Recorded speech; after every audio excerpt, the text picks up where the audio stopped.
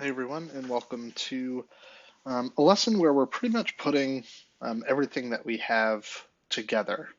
Um, so this is going to be factoring, and I'm saying at its most intricate, at least for quadratics. So once we have this, we should really have all the skills that we need to solve quadratics that can be factored. We're going to look after break at things that can't be factored, but for the meantime, we're still focused on ones that we can factor and that we can solve. So in our warm up, which was basically, composed of these pieces, we were to solve this quadratic that we have here using the factoring by grouping strategy. And again, just to kind of note on that, we have this x minus 1 that's in common between both, so we factor it out. And we can even see through that, highlighting that if I take x minus 1 out of that expression, I'm left with the 2x plus 3. So then I have two things that are being multiplied together to equal 0. So I set both of them equal to 0 and then solve that remaining equation. I do end up with basically a fraction answer here, which is kind of new to factor by grouping. We hadn't seen that in the past where all of a sudden we're going to start getting some fractions, but that's just to be expected. And the important point of this is if I kind of take a look down, this is equivalent to this expression, okay? If I distributed this 2x, or if I distributed the 3 to that, I would get this statement below. And then if I combine like terms, I would end up getting here. And I had explained like in the factor by grouping strategy that it's pretty rare that we see something that's already perfect for factor by grouping, because generally what we're going to have is we're going to be given this final statement. Okay, and this is really the quadratic that we're going to try to solve. And in order to do that, we go this reverse route where we say, okay, well, can I write it in such a way that it can be done with factor by grouping? And there's going to be some strategies to figuring out, namely, like, how do I break this number up so that I can then factor by grouping? And that's pretty much the biggest challenge. So let's take a look at a few examples. It's hard to have like steps necessarily for this, but I'll try to make note of those as I go through. So looking at my first quadratic, there's nothing common between all three terms, so I can't factor anything out, and I can't factor immediately because I have this 3 in front for my p squared value, and that makes things pretty tricky. So for this, what we're going to do is actually multiply these two terms together. So if I were to try to get down some steps, I'm going to say multiply A and C together. And again, the A and C, where I'm getting that from, is that quadratics are generally written in this form.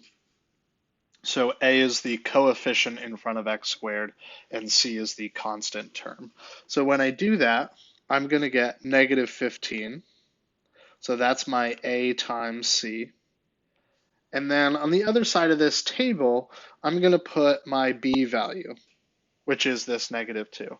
And then this is similar to the factoring, quote unquote game where we say, okay, what multiplies to negative 15, but when I add it together, I end up with this negative 2. So when I'm going through this, I can say, okay, my factors of 15 are 1 and 15, which doesn't seem like it's going to get me there, or 3 and 5, which should. And it will if I go with a negative 5 and a positive 3. Those are going to multiply together to get me that negative 15, but then when I add them together, I'm going to end up getting negative 2. Okay, so I found these two numbers similar to what I would do if I was factoring this and my A value as a 1. But that means I'm going to rewrite this quadratic as 3p squared plus 3p minus 5p minus 5 equals 0. Okay, so where did these numbers kind of come from? So I took these values, right? And then I just separated this expression here into two separate pieces. It switched into plus 3p minus 5p. So once I have that, right, and I'm trying to work my way backwards, this was something that we can do in our factor by grouping lesson. So in our factor by grouping lesson, we were saying, okay, what's common between these two terms? What's common between these two terms? And let's factor those things out. So from my first expression, I can take out 3p, and I would be left with p plus 1. And in my second two expressions, if I take out a negative 5, then I'm also left with p plus 1. I'm going to keep going with my factor by grouping, which says, okay, both of these have a p plus 1, so I can factor that out, and then I have 3p minus 5 equals 0. So I have factored that top quadratic, and I did it by turning it into something that I could factor by grouping, and then once I have this factored, then I just set each expression equal to 0 and then solve. So this one ends up being a little bit easier.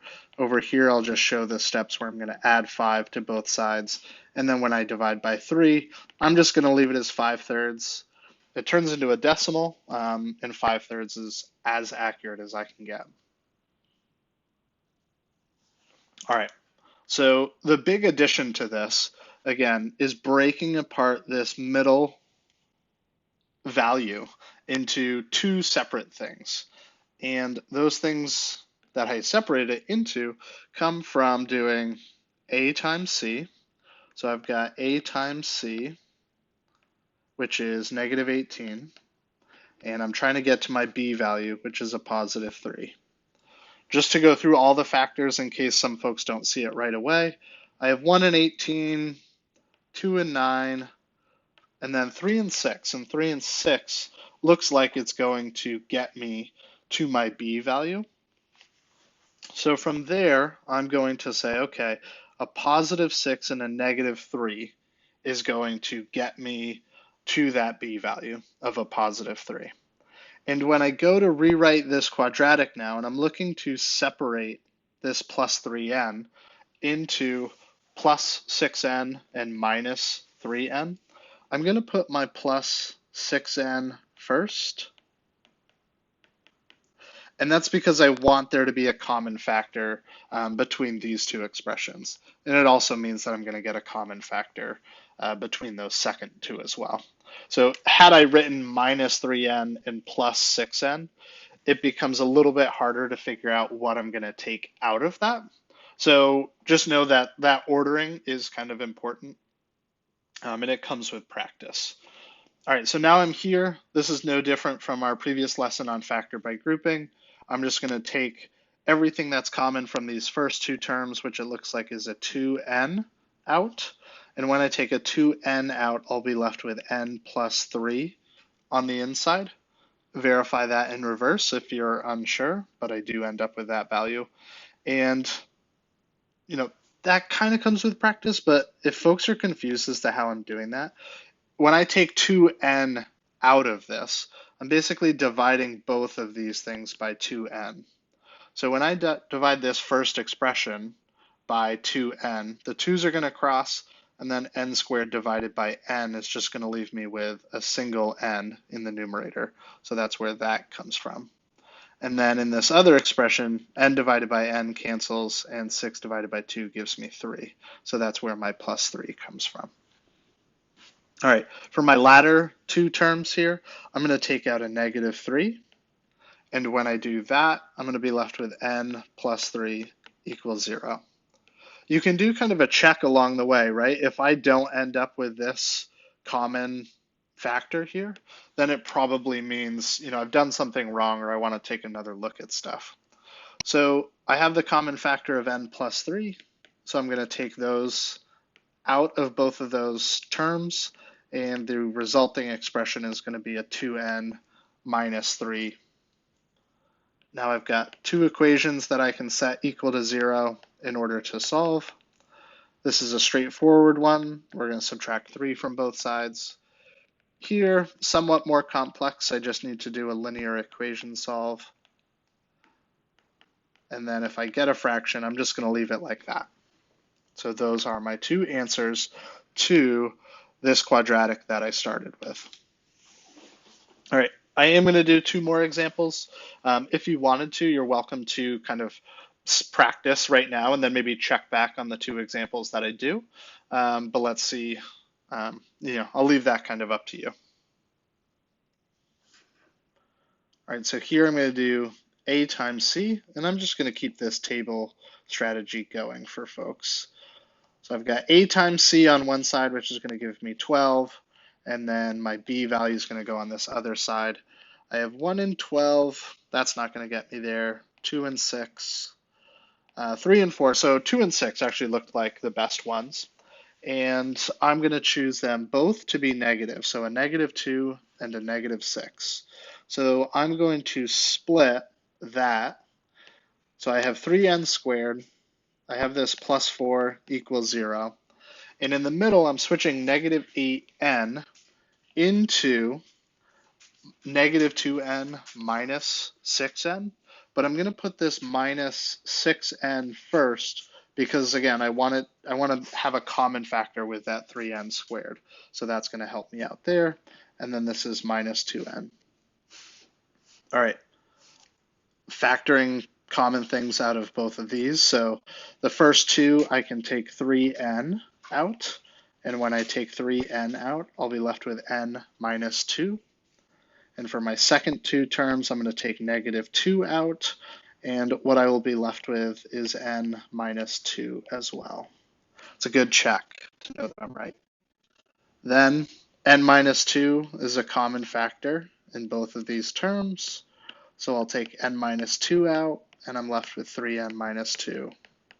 And I will solve from there. N minus 2 equals 0. 3n minus 2 equals 0. N equals 2. Add 2, 3n equals 2, divide by 3, so n equals 2/3. Okay, one more on the video, but then I'll still probably complete the answers for folks. So A times C is going to give me 60, and then I'm trying to get to my B value, which is 19. So factors of 60, 1 and 60, 2 and 30, 3 and 20, and then 4 and 15. So 4 and 15 can get me to 19, and everything is positive. So I'm just going to go with a +4, +15. So I'm splitting this up, and this is I'm either going to write +15n or +4n here, but I'm going to choose the +15n because, again, I want there to be a common factor between those two. And then this is going to become +4n plus 12 equals 0. All right, factoring out common between the first two is 5n, so I end up with n plus 3. Doing the same here, I end up with n plus 3. Now I can turn this into n plus 3 times 5n plus 4 equals 0. Solving these, I'm going to get n equals 3. And then if you want on this second one, I'm going to get n equals -4/5. You can double check me there by setting that equal to 0 and solving if you don't see that. But I would subtract 4 from both sides and divide by 5 to get this. All right, I'm going to stop our video here, but again, probably keep working through some answers, so double check as needed. Thanks, folks.